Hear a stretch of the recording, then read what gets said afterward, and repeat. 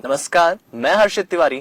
अब है न्यूज के 28 अप्रैल बुधवार शाम के बुलेटिन में आप सभी का स्वागत है। आइए देखते हैं दिन भर की ताजा खबरें। इस बुलेटिन के प्रायोजक है आरके निवास बाय आरके डेवलपर्स। आपदा प्रबंधन की बैठक में प्रशासनिक अधिकारियों और जनप्रतिनिधियों की उपस्थिति में शहर के हालात को देखते हुए 30 अप्रैल तक लगाया जाने वाला लॉकडाउन अब 7 मई तक बढ़ा दिया गया है। इस अवधि में किराना दुकान सुबह 8 से 12 बजे तक खुली रहेगी। साथ ही दूध, फल, सब्जी जैसी आवश्यक सेवाओं को भी इसी समय में छूट दी गई है। 1 मई से राशन की दुकानों पर 3 महीने का राशन एक साथ देने के भी आदेश जारी कर दिए गए हैं। साथ ही अब अलग अलग विधाओं के डॉक्टर्स भी अपने क्लिनिक पर सामान्य बीमारियों के मरीजों का इलाज भी कर सकते हैं। पर अभी वर्तमान का दौर ऐसा दिख नहीं रहा कि हम इसमें छूट दे दें, लेकिन फिर भी मानवीय दृष्टि से निर्णय किया गया कि 7 मई तक हम इस लॉकडाउन को बढ़ाएंगे, अर्थात 30 तारीख से लेकर 7 तारीख तक हमारी जो वर्तमान की उज्जैन जिले के अंदर जो जनता कर्फ्यू की अवधि है ये 7 तारीख तक रहेगी। एक चीज़ इसमें जोड़ी कि नगरीय क्षेत्र के अंदर जो हमारी किराना दुकानें हैं, इन किराना दुकानों को नगरीय क्षेत्र के अंदर सुबह 8 से 12 तक के लिए इनको किराना दुकान को अपने आवश्यक सावधानी के साथ दूरियां रखते हुए निर्धारित डिस्टेंस रखवाते हुए वो सामग्री अपनी जन उपयोगी दे सकेंगे। एक दूसरी महत्व की बात है कि जो हमारे राशन की दुकानें हैं, इन राशन की दुकानों पर आगामी 3 माह का राशन फिर देने की दृष्टि से 1 तारीख से दोबारा निर्देश जारी कर दिए हैं। खास बात इसमें रखी कि पात्रता पर्ची वाला भी जो अभी तक राशन इनको नहीं दे रहा था, माननीय मुख्यमंत्री जी ने उस बात को कंसीडर किया है। 2 हमने बड़े पॉइंट लिए थे, उन दोनों पॉइंट पे भी हम जा रहे हैं कि खासकर हमारे जो ऐसे प्राइवेट चिकित्सक है, जिन चिकित्सकों को अपने अलग अलग ख्याति है, पहचान है, वो भी अपने अपने चिकित्सालय में बैठ करके अन्य बीमारों के मरीजों को भी वो देखे, क्योंकि कोविड का इलाज होना, कोविड की चिंता करना अलग बात है, लेकिन जो सामान्य बीमार है, अलग से जो बीमार है, उनको भी चिंता करना ये हमारा काम है। हमने कोशिश की है कि जो निर्माण कार्य से लेकर उद्योग तक जो लगे हुए जिस प्रकार से अलग अलग श्रमिक हैं वो सामान्य रूप से चलते रहे, खेती किसानी के लोग उनका अपने जीवन यापन चलाए, लेकिन ये शहरी गतिविधि है, व्यापारिक गतिविधियों से इनको दूर रखते हुए अपने अपने निश्चित संस्थान में ही इनको पूर्वत आने जाने की दृष्टि से, क्योंकि जीवन यापन के लिए जो न्यूनतम जरूरतें हैं उसका पालन करें। जनता कर्फ्यू के दौरान बेवजह सड़कों पर तफरीक करने निकले तफरीबाजों के खिलाफ मंदसौर पुलिस अनोखे ढंग से पेश आ रही है।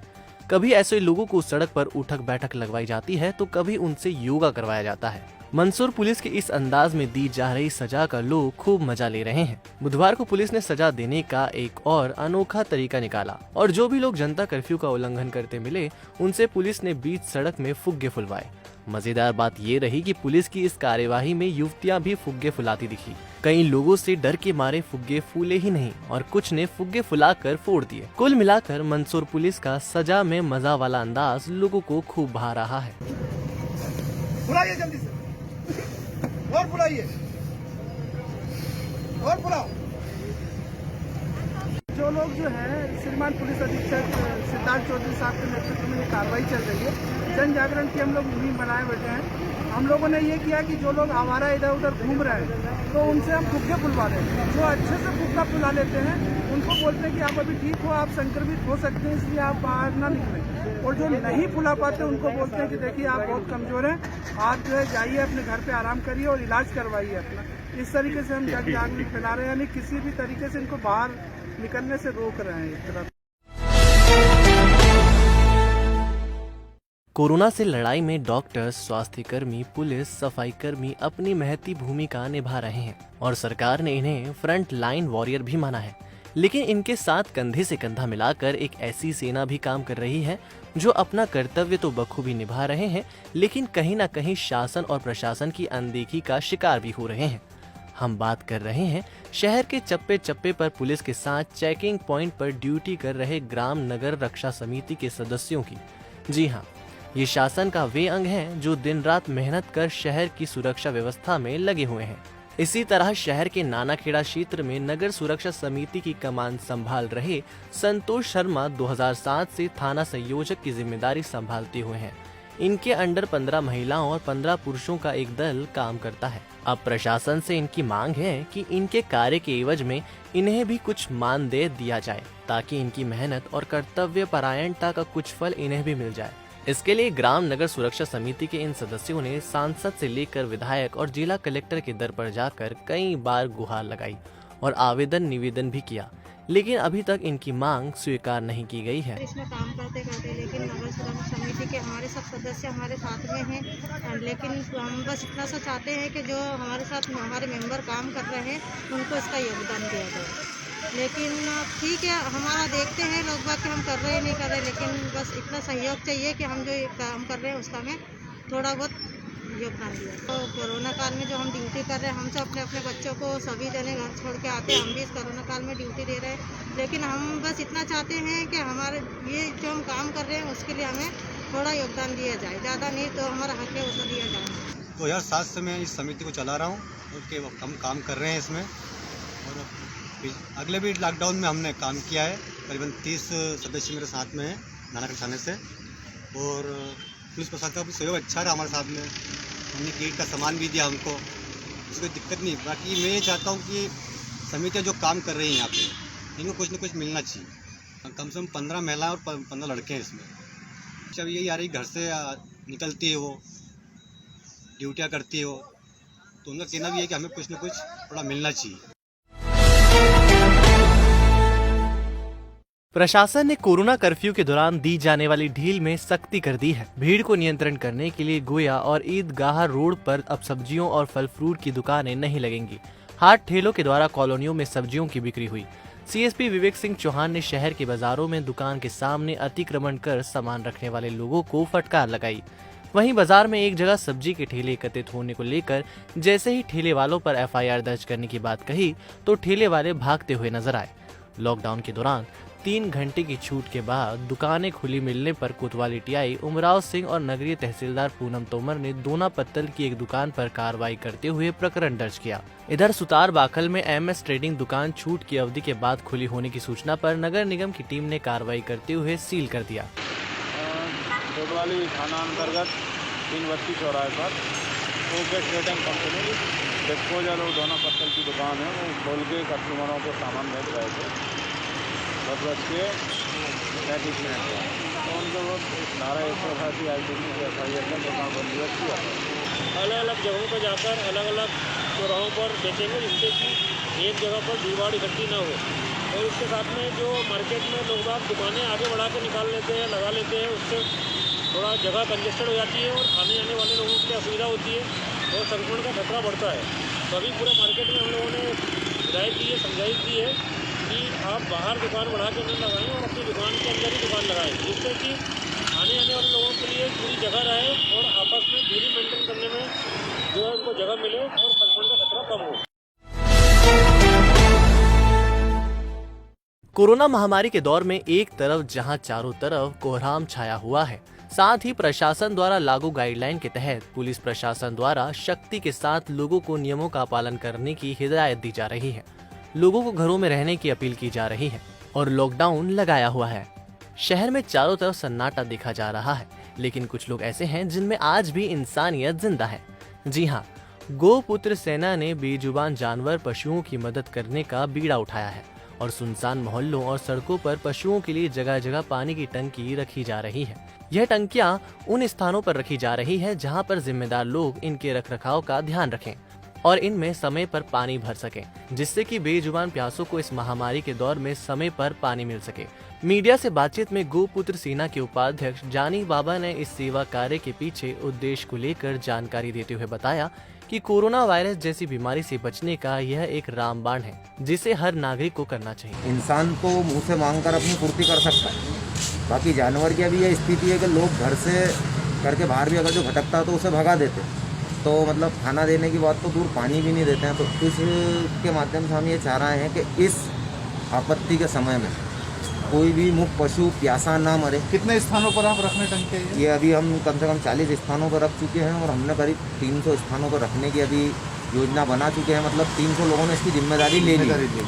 बाकी अगर जो और लोग लेते हैं तो ये 300 से 3000 भी हो सकती है। तो यही निवेदन है कि आप ज़्यादा से ज़्यादा सहयोग करें और मुक्त पशुओं के लिए कुछ करते हैं तो आपका बहुत बड़ा योगदान ये मतलब कोरोना महामारी से बचने का मतलब मैं कह रहा हूँ कि रामबाण उपाय होगा।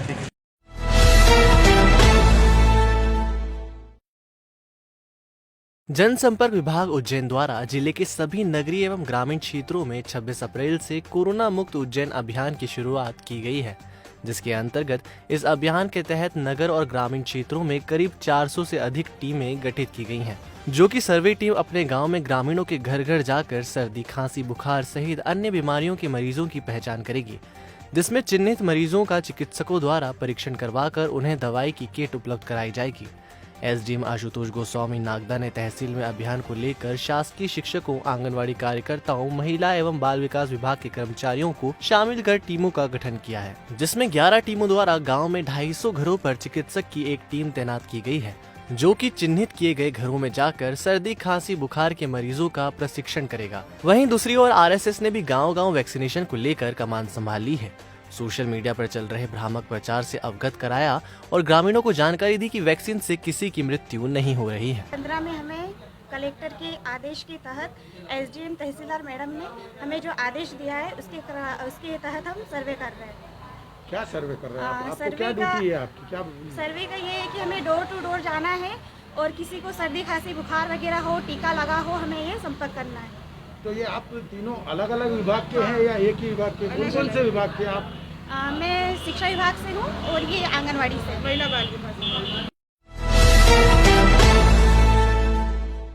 इंगोरिया पुलिस द्वारा ग्रामीण क्षेत्र में जाकर लोगों से कोरोना महामारी के बढ़ते प्रकोप को देखते हुए जागरूक रहने की अपील की जा रही है। पुलिस द्वारा पुलिस वाहन से ग्रामीण क्षेत्रों में घूमकर आम जनता को हिदायत दी जा रही है कि वह सोशल डिस्टेंसिंग और मास्क का पालन करें, अन्यथा उनके विरुद्ध कार्यवाही की जाएगी, क्योंकि ग्रामीण क्षेत्र में भी कोरोना प्रकोप लगातार बढ़ता जा रहा है और भारी संख्या में कोरोना मरीज ग्रामीण क्षेत्रों से निकलकर सामने आ रहे हैं, जिसको देखते हुए पुलिस प्रशासन भी मुस्तैद दिख रहा है। थाना प्रभारी अशोक शर्मा द्वारा ग्रामीण क्षेत्रों में लगातार पुलिस वाहन के जरिए अनाउंसमेंट कर लोगों को घर में रहने की हिदायत दी जा रही है। आज इंगोरिया पुलिस द्वारा ग्राम सोहर, दौलतपुर, नरसिंगा, दंगवाड़ा, बलेड़ी आदि गाँव में जाकर लोगों से कोरोना गाइडलाइन के पालन करने की अपील की गई। कोई भी बिना वजह घर के बाहर ना निकले। संपूर्ण लॉकडाउन है, कोविड गाइड का पालन करें, सोशल डिस्टेंसिंग का पालन करें, मास्क पहने, बिना मास्क पहने घर के बाहर ना निकले। Patidar nursing institute Indian nursing council के मानकों पर 100% खरा।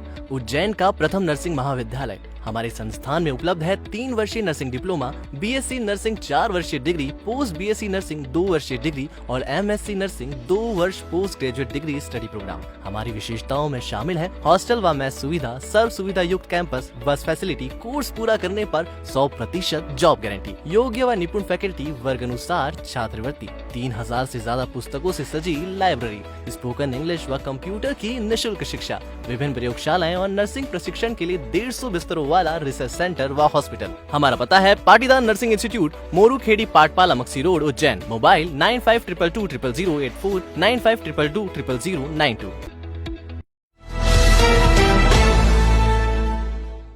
कोरोना काल में लगभग सभी निजी और सरकारी अस्पतालों में मरीजों की भीड़ लगी हुई है। निजी अस्पतालों में इलाज के नाम पर जिस तरह की लूट मची हुई है और मरीज के परिजनों को हजारों रुपए प्रतिदिन के हिसाब से पूरे इलाज के लाखों रुपए के बिल जो थमाए जा रहे हैं, उससे आम जनता की मानसिक और आर्थिक स्थिति लगातार कमजोर होती जा रही है। ऐसे में वे लोग भी अव्यवस्था का शिकार हो रहे हैं जिन्होंने मुश्किल समय में सहारे के लिए स्वास्थ्य बीमा कंपनियों से इंश्योरेंस पॉलिसी ली हुई है। इन दिनों कई ऐसे पॉलिसी होल्डर्स हैं जो कोरोना से ठीक होकर घर लौट आए हैं, जिनके इलाज में लाखों रुपया खर्च हुआ है।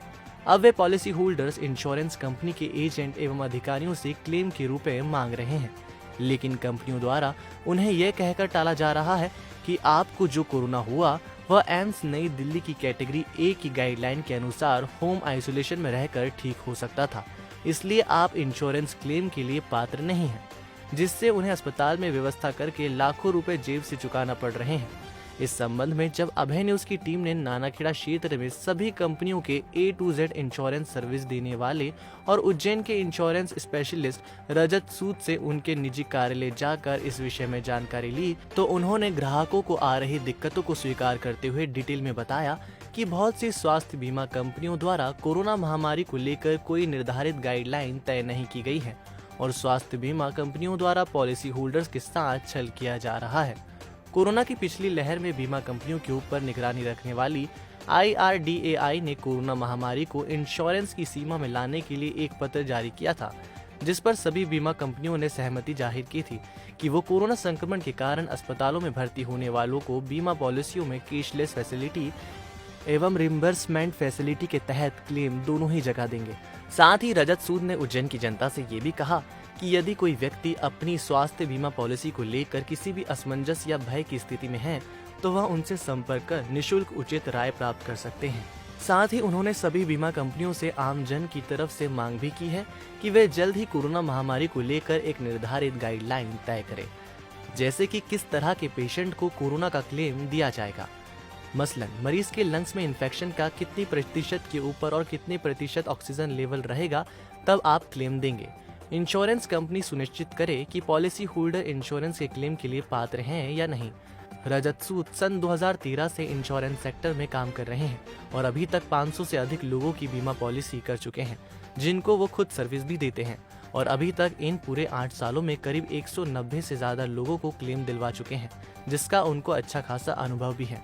वो केवल इतना चाहते हैं IRDAI या बीमा कंपनियों से कि कोई निर्धारित गाइडलाइन लिखित में हर ग्राहक तक ईमेल, टेक्स्ट मैसेज या टेलीकॉलर्स के माध्यम से पहले ही पहुंच जाए कि किन किन कंडीशन में कोरोना या दूसरा कोई भी क्लेम कंपनी उनको नहीं देगी, जिससे कि एक आम व्यक्ति अस्पताल में पहले ही 3 से 4 लाख रुपए की व्यवस्था कर सके। यहाँ पे भी पूरे भारत में इंश्योरेंस पॉलिसियों का उपयोग होता है।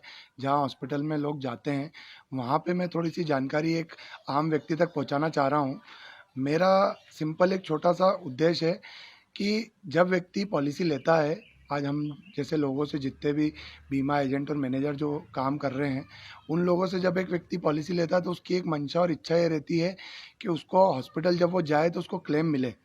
और 15 दिन का जो समय कंपनियां देती है नए लोगों को कि कोरोना 15 दिन बाद कवर होता है और पुराने लोगों को ऑलरेडी कवर है, तो जब वो हॉस्पिटल जा रहे हैं प्राइवेट, क्योंकि सरकारी में तो जनरली कोई पैसा लगता नहीं है, प्राइवेट हॉस्पिटलों में जब वो जाते हैं तो प्राइवेट हॉस्पिटलों में कंपनियां ये बोल के क्लेम रिजेक्ट कर रही है उनका कि उनको कैटेगरी ए नई दिल्ली की गाइडलाइंस के अंतर्गत कोरोना इस प्रकार का था जिसमें वो होम क्वारंटीन होकर ठीक हो सकते थे। दूसरी चीज़ कि कोई रेट्स का कोई फिक्स नहीं है, मतलब कोई 15,000 ले रहा है, कोई 20,000 पर डे ले रहा है, कोई 10,000 ले रहा है, तो ये क्या चीज़ है।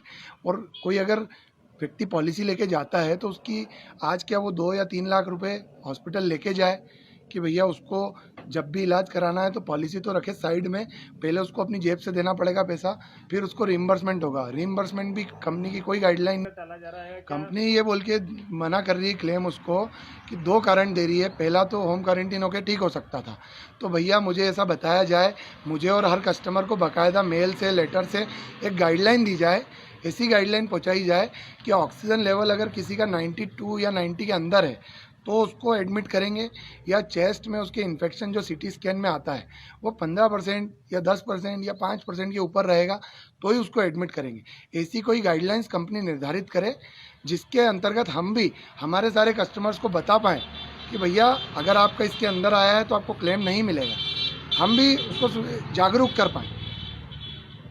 कुछ कंपनीज ने क्लेम दिया भी है तो किन मानकों पे? कुछ कंपनियों ने क्लेम दिया है क्योंकि इसकी कोई नियम कानून है ही नहीं, देना ही है कंपनियों को।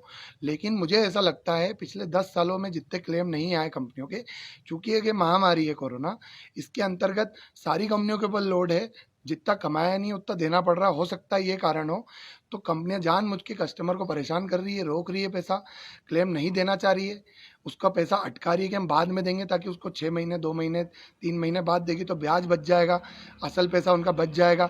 ऐसा कुछ अगर सोचे कंपनी की तो बहुत गलत है। इस जगह सारी हेल्थ इंश्योरेंस कंपनियों के लिए कहूँगा, किसी एक का नाम नहीं लूँगा, ना किसी प्राइवेट हॉस्पिटल का नाम लूँगा, लेकिन कोई अगर ऐसा करता है तो वो अपने कस्टमर के साथ बेईमानी कर रहा है और बिल्कुल मैं इसकी निंदा करता हूँ। क्योंकि यहाँ पे मैं एक हेल्थ इंश्योरेंस मैनेजर होने के अंतर्गत मेरे साथ भी बहुत सारे लोग काम करते हैं, टीम हमारी सब काम करती है, हम सब लोगों को पॉलिसियाँ बेचते हैं, सब करते हैं। तो आज हमसे भी लोगों की उम्मीद रहती है कि अगर क्लेम रिजेक्ट हुआ तो आप देखो, तो हम क्या देखें जब हमें ही क्लियर नहीं है सारी चीज़ें, हम भी किसको जवाब दें। हमारे पास जो कंपनी के ऑफिसेस बंद है, मुश्किल से अगर 26-25 कंपनियां काम कर रही है तो उसमें 2-3 कंपनियों के ऑफिस चालू होंगे, बाकी सब कंपनियां कोरोना काल में बंद है। क्यों कारण बंद है? एसेंशियल सर्विसेज में आती है, ऑफिस कैसे बंद कर सकते हो आप? ये सबसे इंपॉर्टेंट समय चल रहा है अभी, आपको ऑफिस खोल के रखना चाहिए। जो ग्राहक परेशान होगा वो आपके ऑफिस आएगा। सबसे पहली चीज़ कि व्यक्ति ब्रांच जाए, जहाँ ब्रांच से उसने पॉलिसी खरीदी, ब्रांच बंद है तो क्या करेगा? वो अपने घर बैठा है, जिससे उसने पॉलिसी खरीदी वो उसको कोसता है, उसको बोलता है कि भैया आपकी देखो, आप करो, कुछ करो। तो क्या करेगा वो भी, जिसको खुद को ही नहीं मालूम, हम जैसे लोगों को ही मालूम नहीं है कि इसको क्लेम मिलेगा कि नहीं मिलेगा, तो कस्टमर को तो अनजान ही हो इन सब चीज़ों से।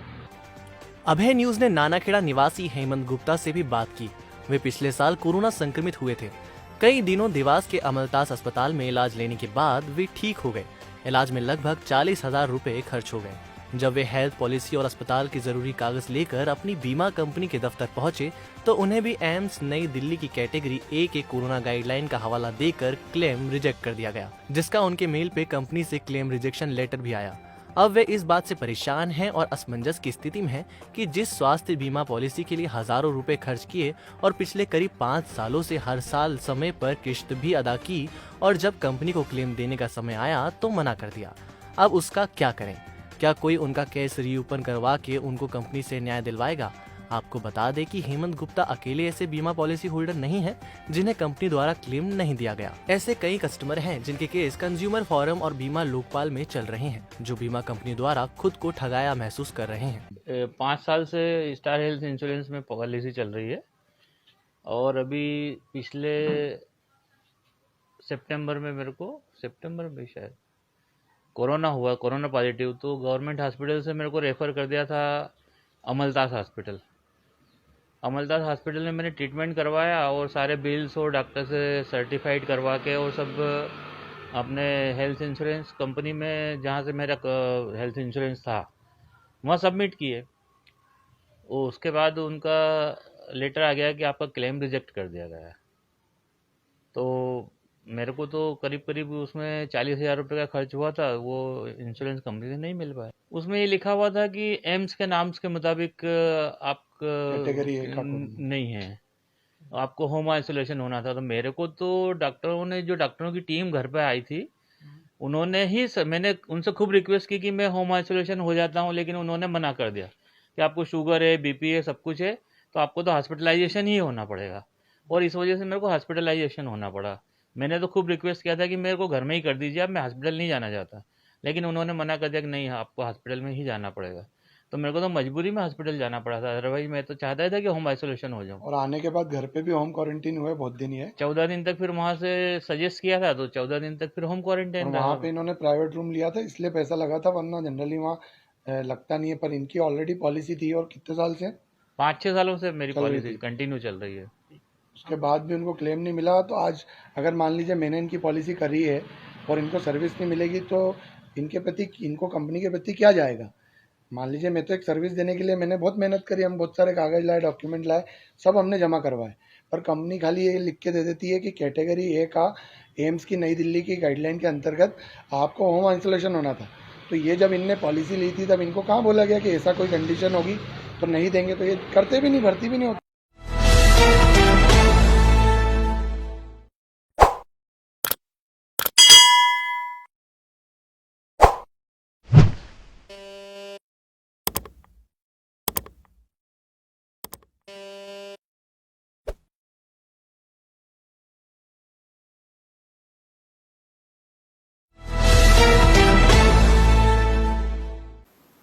तो आपने देखा हमारा बुलेटिन। आपको हमारा बुलेटिन कैसा लगा, इसका फीडबैक कमेंट सेक्शन में जरूर दीजिएगा। कल फिर मिलेंगे नए बुलेटिन के साथ। नमस्कार।